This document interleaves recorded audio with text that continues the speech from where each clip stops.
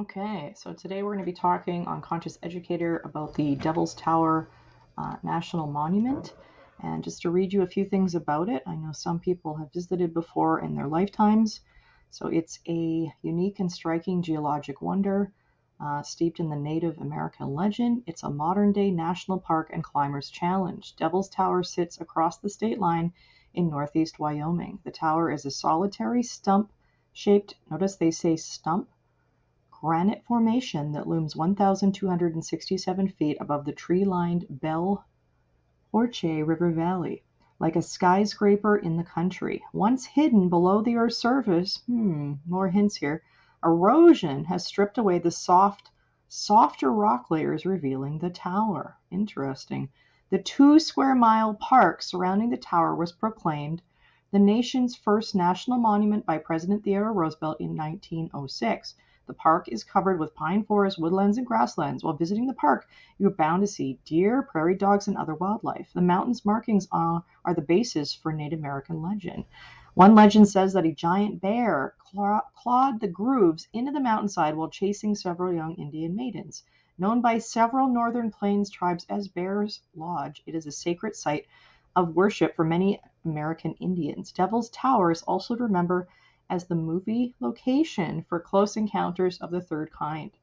So the stone pillar, it says, is about 1,000 feet in diameter at the bottom, 275 feet at the top, and that makes it the premier rock climbing challenge in the Black Hills. So a few other pictures of it I'm just going to show you on the screen. And you can see when you start looking in close up, as it's surrounded by trees, it doesn't quite look like what they say it is, something that came out of volcanic ash from in the mountain.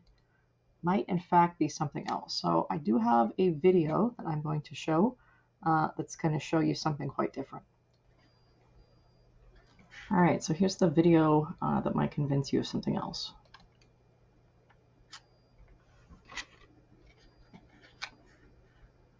All right, so we're seeing Devil's Tower here a little bit differently. You're seeing it compared to trees. And we're seeing other versions of Devil's Tower all over the world, right? Look at this. This looks like a stinking tree, doesn't it? Unbelievable. Wow. Remember the movie Avatar? I see some similarities here. Okay, so I'm pulled up an image from Avatar. You can just see the different trees that are used in the film here. And if you remember that movie, there's supposed to be another one coming out, by the way. Just insanely beautiful, picturesque, almost rainforest trees that are just look like they're from some other dimension, right? So in the film here, it's just unbelievable beauty, and these trees are all connected into Mother Earth, and then the people are able to actually communicate with them. So I'm definitely seeing, this one from a distance, some similarities to Devil's Tower and what we're seeing in Avatar. Quite interesting. And maybe when you look at this film again, you're going to maybe see it with slightly different eyes. All right, second different video we're going to be watching today. I'm going to now go into discuss the issue of giants and just show you some evidence from like the last 100, 150 years ago where they've actually documented giants, which seem to be from another time. So I'm just going to show you this video.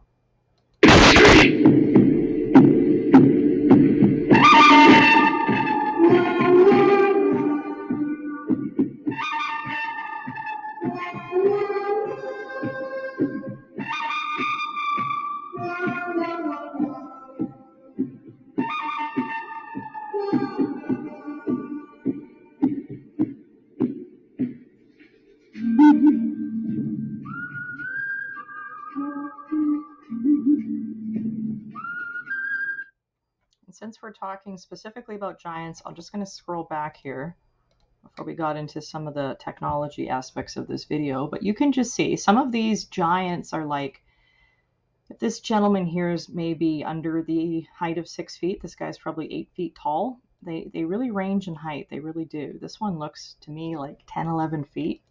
Some of them are larger than others. These ones are just absolutely giant. And in another video in a second, I'm going to show you the clothing that they actually found that they tried to hide away from this period. And there was a gentleman in the early 1900s. He died at a really young age. And if you've ever been to Ripley's, believe it or not, they actually had a model of him that you could see. So I mean, this stuff is somewhat in the public eye, but yeah, it's crazy how this stuff has been hidden away. Okay, I'm going to complete this video and just show you the technological components it had because they were quite good. And then we'll go on to the next little blurb I had on giants. So check this out. These are some inventions in the second part of this video that are evidence that we might have had more technology than we are familiar with.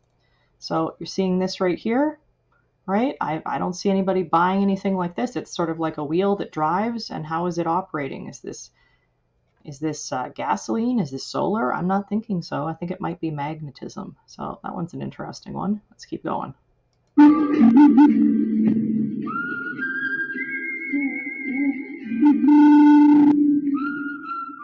Interesting. Did you see that scooter there with that gentleman? That was unbelievable. Aren't we just getting these today for kids? Right? These electric scooters? This seems to be like, what, the 1920s? What the heck is going on? Why do they have scooters? And this mom, she's on some sort of a moped here attached to the stroller? Well, dressed to the nine, mind you, but yeah, this looks like prior to 1920.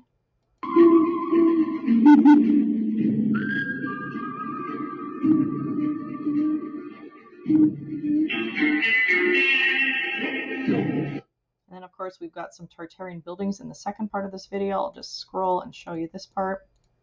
We've got star forts here. That's going to come in a different video. But star forts are all over the world. The vast majority of them are not in North America. I mean, there's hardly, I think there's like maybe one in Canada. The rest, there's a few in the US, and mostly they're in Europe and Asia. But yeah, that's just an example of one. Let's keep going here.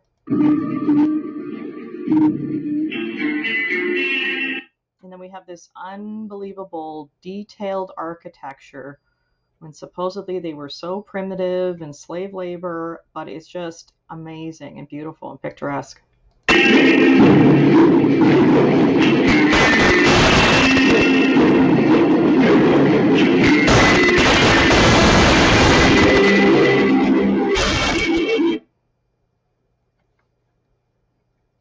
All right, so that's that one.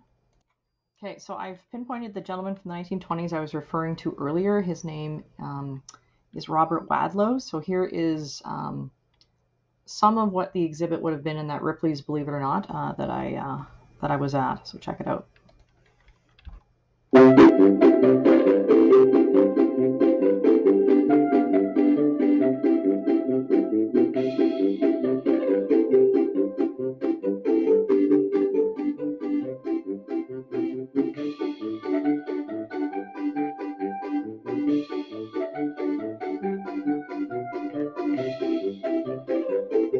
And this guy isn't real. This is obviously animatronic, but creepy all the same.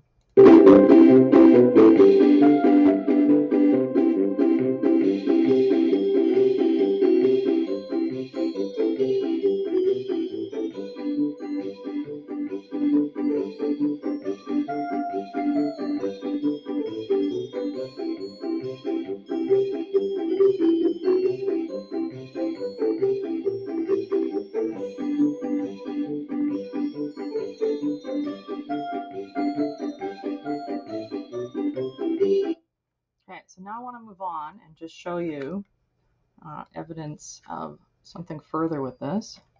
So now we have the one where they're actually showing you footage from the era that he lived in. I'll go through a little bit on his bio after, but just showing you the measurements on how large this gentleman was. Check it out.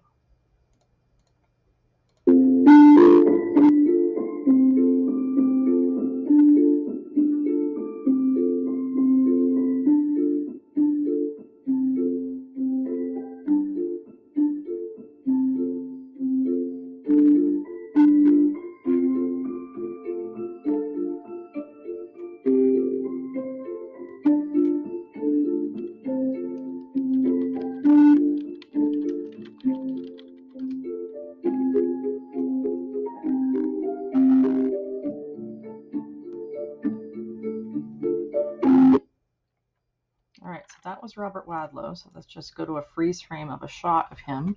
So this is Robert Pershing Wadlow, born February 22nd, 1918, died July 15th, 1940. He didn't live very long. He was known as the Elton Giant or the Giant of Illinois. He was a man that was the tallest person in recorded history, to whom there is irrefutable evidence. He was born and raised in Alton, Illinois, a small town near St. Louis, Missouri. His height was 8 feet, or 2.72, or I guess 1 inch, 2.72 meters. He weighed approximately 439 pounds at his age of death age 22. His great size and continued growth in adulthood was due to hypertrophy of his pituitary gland, really, which results in an abnormally high level of human growth hormone, or HGH. Even by the time of his death, there was no indication that his growth had ended. So it's saying how he had a pretty miserable life. He had leg braces. They kind of used him at the Ringling Brothers Circus as sort of like a stage show. And he began working in this promotional shoe company, obviously because he had giant feet. And oh, get this, the Masonic sponsored organization of Order of Demole sponsored him. And he was later made a Freemason. So interesting. 1 year before his death, he was named the tallest person ever. Interesting. So what I'm saying to you is, could these people have just been more common than we think? Could they have been, hidden up from history? Are there more of them? And the answer is yes. So I've got another video for you. 1 second. Okay, I've got a little documentary here. Not really a documentary, but it's some music, and it's also got some images of some older, ancient buildings, and just showing you how large they were. I mean, you look at something like the Arc de Triomphe, that thing is huge. I mean, was it really meant for a regular person to go through? Of course, people just tell you that people back in the day made things so grand and everything because they were lovely, grand people, but I don't know. So let's watch a bit of this. I'm going to pause and discuss as we go.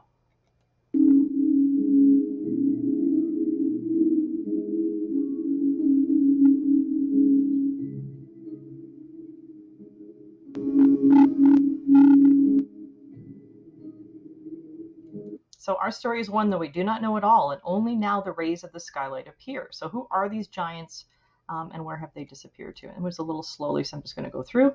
So we have an older looking town here, and you can see these red arrows and the green arrows, and you're going to know why in a second.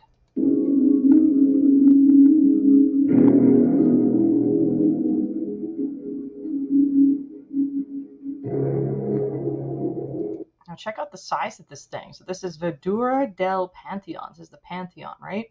So how large it is compared to the size of people. Like, this thing is ginormous.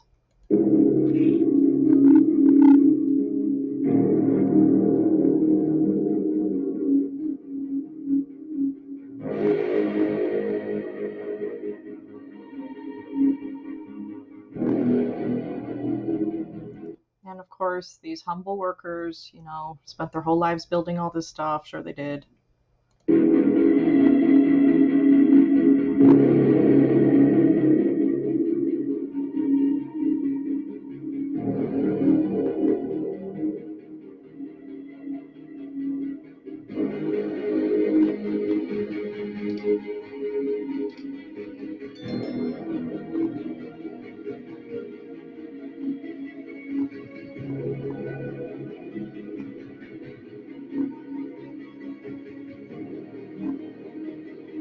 Just showing you the sheer size of these buildings compared to the people, and it is a bit odd, right?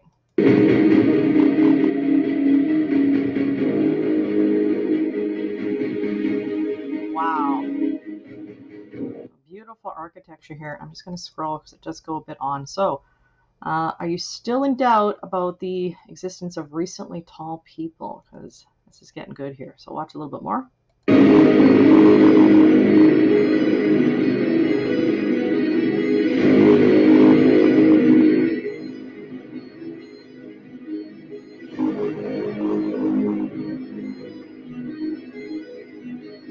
Oh, we've got some sort of neoclassical Gothic looking art here. Interesting. So this could be a representation their way. Their conspiracy theories might have been this documentation that you're seeing right now. So if we're just scrolling through this, so I don't know if you have a quick mind, but I do. I don't have much time for just scrolling through the whole video with no point. So we're seeing this gentleman with his cattle here, and then seeing one in the picture. And yeah, it's getting quite large these monuments compared to the size. And then you can see it saying traces of a global flood here. And we saw the waters in that art earlier. And the two men, there's even more than the rest there. The leg of a deceased or giant man, so that's what they're saying this is that they're on. So where did this come from? Did they die in the flood? So interesting. So what was the reason for the disappearance of these giants? What is the truth hidden from us? And yeah, why are we being slaves in this established way of life? Why are these giants no longer a thing? I mean, occasionally I'll see a giant basketball player, but wowza, this is something else entirely. Interesting. What is the purpose of this? All right, so now I want to talk a bit about some historical findings on these giants. So we have some images here from history. We have a picture of some indigenous looking people meeting someone a lot smaller than they are. We have a picture of a very different map. More pictures here with people that look different from each other. And just to read you a bit about what I'm reading here.